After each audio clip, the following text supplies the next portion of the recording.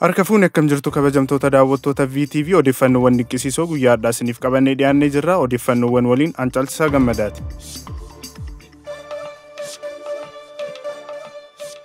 Xiyyaarri bishaan irraa fi qilleensa irra balali'uu danda'u hojjetame. Bishaan irra adeemuu kan danda'u xiyyaarri Chaayinaa guddaan yaalii isaa milkaa'inaan taasiseera. Dhaabbata Aviyeeshinii Indaastirii Chaayinaa xiyyaarri hojjetame kun qilleensa irra balali'uu kan danda'uu fi bishaan irra adeemuu akka danda'u himameera.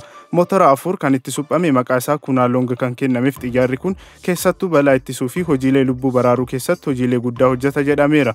Baatii Sadaasaa darbe keessatti xiyyaarri kun kan jalqabaa AG-600 kan hojjetamee xumurame yoo ta'u bara faranjoota 2022 keessa xiyyaarri wal fakkaataan lama ni oomishama jedhameera.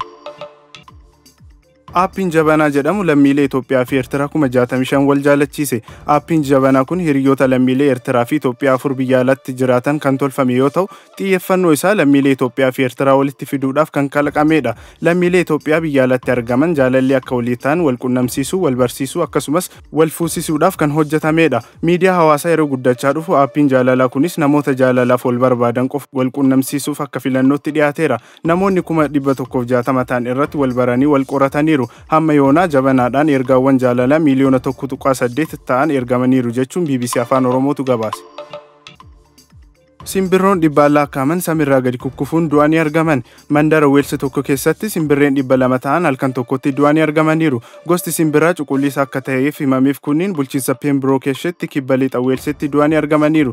Gaazexeessaan naannichaa Tom Sinkler daandii gubbaa simbirroonni 50 ol kan turan wayita ta'u dallaa keessaayis wayita wacanii dhaga'ama ture jedha.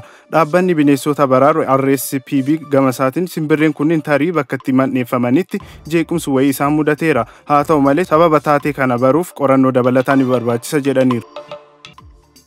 Sarootni dutanii namoota hirribaa dammaqsuun balaa ibiddaarraa oolchan. Namichi jaalalleessaa wajjin mana gubachaa ture keessa miliqe saree lamaan dutan turan lubbuun isaanii oolchuu himame.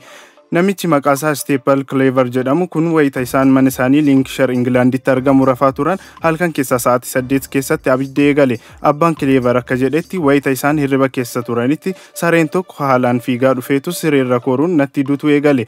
Nama wayitu mana keessa seene jedhee gaafan utaalee ol ka'ee foddaan ilaalu abiddadha.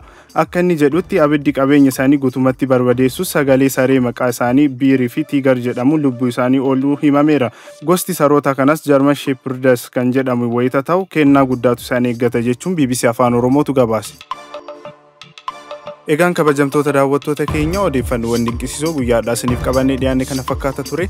Waan nu daawwattaniif galatoomaa isiniin jecha qophiileen VTV birootti fufu isaa wajjin turtii gaarii.